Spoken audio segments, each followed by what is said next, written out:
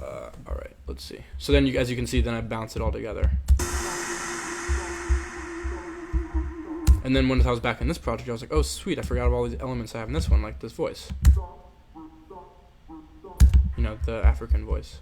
So now I have African, Western, EDM, all this stuff going on at once. I remember a few people were sort of upset, like, not upset, but they were, like, hating on it when it first premiered on Sai's channel. They were like, this is, like, a big room crossed with tribal. It's, like, a terrible mix. It's all over the place. This is crap. But... you know, I think it's interesting. I like it. And that's all that really matters when you make music, you know. You want people to like it too, but like, you know, everyone's going to have their hate. Alright, cool. So.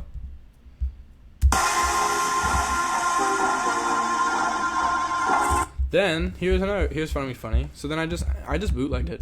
Because, this I wanted you to be brought back after you have all these new chords.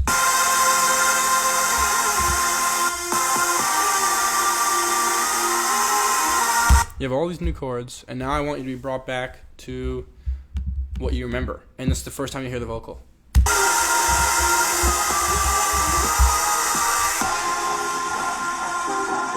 And it's just like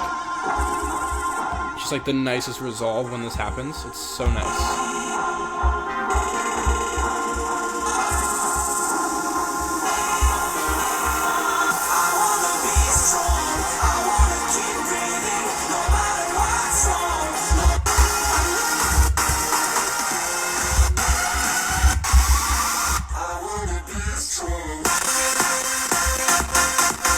Well, my CPU loves me.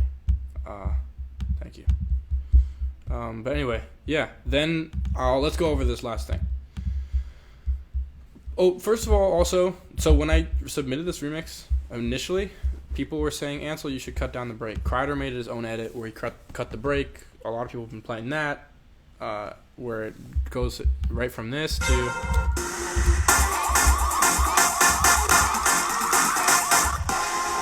It goes right into that, which I don't like at all.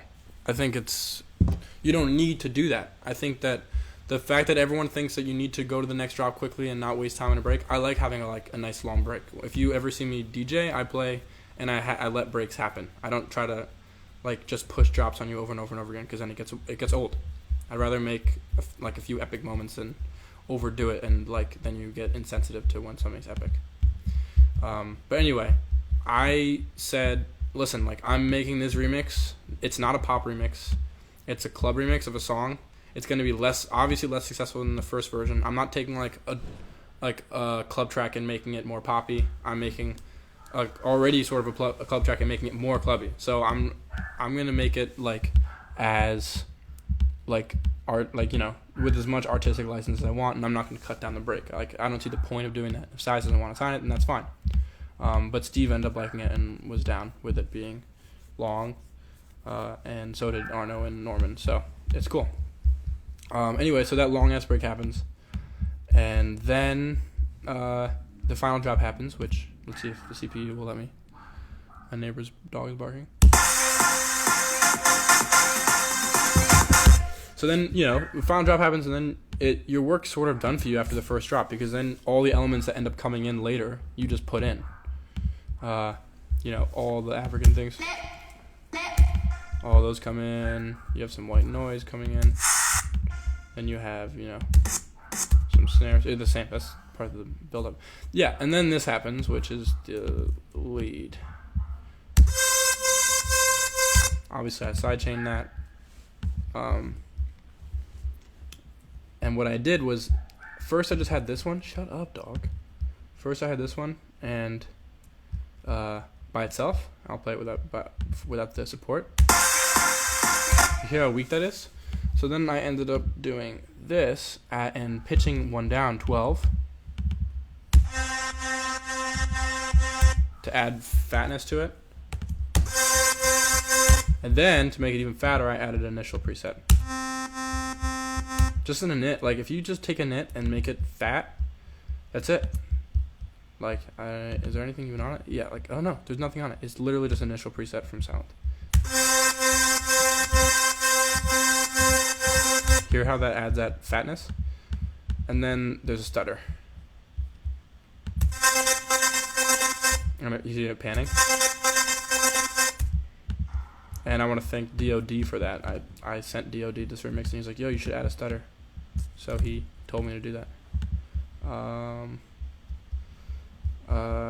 Yeah, let's see. Yeah, so then, that adds something else to the last drop, something different, and it adds that extra power. What else can I go over? Oh yeah, then you have these little drum fills, which are cool. It's just, when I do fills, I never end up finding like a sample that I'm like, okay, that's it, that's the fill.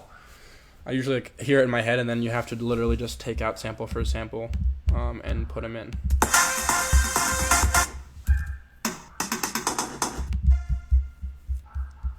Yeah, that's it. All right, well, oh yeah, should I go over some of the questions? Yeah. What's the best advice you can give to aspiring producers? Thank you. I think, I've gone over this, but it really is about being creative, doing your thing. You can definitely be inspired by other producers, but like, it's about writing good music too. Like, this is obviously a remix, so I didn't write that much music, but even so, like, what I did write that I think is special about this is the break, is all those new chords, and you heard it in that other break project. There were no stems in that. That's all just writing.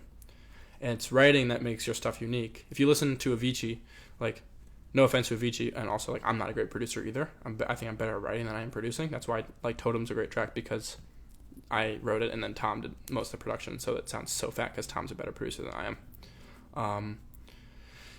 I spent most of the time on this track, like, I wrote it pretty quickly, and then most of the time was trying to make it sound good. And that's probably why I have a million layers, because I don't know what I'm doing, and I'm just trying my best to make stuff sound fat. If writing's a strong point, focus on writing. If producing's a strong point, then make really fat club tracks. But, like, a lot of the stuff coming up after this remix, I'm getting more melodic, because I'm good at writing melodies. Like, I know that's my strong suit, because I've been writing music for a long time. And that's what you should focus on, Jonathan, is writing good music that people, that gets stuck in people's head, that makes people feel a certain way. I always try to make my stuff emotional, because, like, no one really, really actually wants to hear head bobby, like, oh, that's a cute melody. You want to hear, like, a really epic melody. Norman and Arno made a dope melody in the main.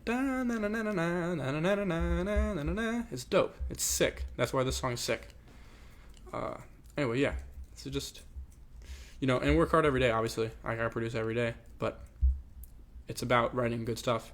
And also, if you are just starting out in production and you want to, oh, I want to make it big, I want to be a big time DJ, all this stuff. Like, I make a lot of music, and as you guys know, I don't release that much of it. It's important that what you release is special. Like, don't, like, make a song that's, like, average and then send it to every big DJ, like, and comment it on their Facebook page. Like, if your music is good, people hear it right away. When I made Unite with special features, when we finished that track, like, I sent it in a promo because this is one of the questions. I think it's, what other producers' music inspire you? Tom and Kreider inspire me. I love Tom and Kreider. I always have, and I made Unite, like, really thinking about Tom and the way his sound is. And I sent it to Tom in a promo. Just one. That's the only person I sent it to, and he got back to me in a day. So, if you make good music, people will listen to it, and people will respond. You don't have to spam people with music. Focus on making good music. That's the most important thing. Let's see. What software and plugins do you use? What inspired you? I like you said, I use LFO Tool for sidechain. I really like Spire. I use a lot of Spire. A little bit of Sound, a little bit of Massive, but mostly Spire, to be honest. And then also just, like, processing stuff. I use Isotope Ozone. I use some of the Sound Toys stuff. I didn't really use it in this remix, but this remix is a little old. My newer stuff, I'm using Sound Toys. And a few things from Waves. now, more recently. Yeah. Let's see. How many tracks did you use? Oh, I got that 113. Did any other music inspire? Yeah, that's Tom Starr and Kreider. Steve Angelo, of course. What VST you use the most for synth, Inspire, for processing? Probably I don't use LFO. I use LFO tool a lot, but like you can't use it too much because it'll crash your project. So you have to be careful. How many layers in the main tab? You guys saw that, right? What do you use for the leads in the drop? That's from Kirk. Let's see. So Kirk is actually someone who I know because I don't know him, but he sends me tracks on SoundCloud, and I go in SoundCloud, and if you send me something that's cool, I'll usually respond. If it's music, I'll respond and I'll get back to you with some feedback. So he's making cool music, and I respond. Because Special Features did that for me when I was first starting out. He was responding to my messages, and then I eventually sent him this drop. And a full track, actually. And it was Unite. And then he was like, yo, dude, let me redo the break and let's make it a clap. And I was like, hell yeah, I love Special Features. That's dope. So, yeah. What did he ask me, though? How many what did I use for the leads? You saw Spire and stuff. And then also like a lot of drums. All right. Well, pretty much went over everything. Yeah. I hope you guys enjoyed this little tutorial. Yeah. Thanks so much for watching. I'll try to do more of these over time for things that are interesting. Yeah. Thank you so much for coming. Peace out, guys.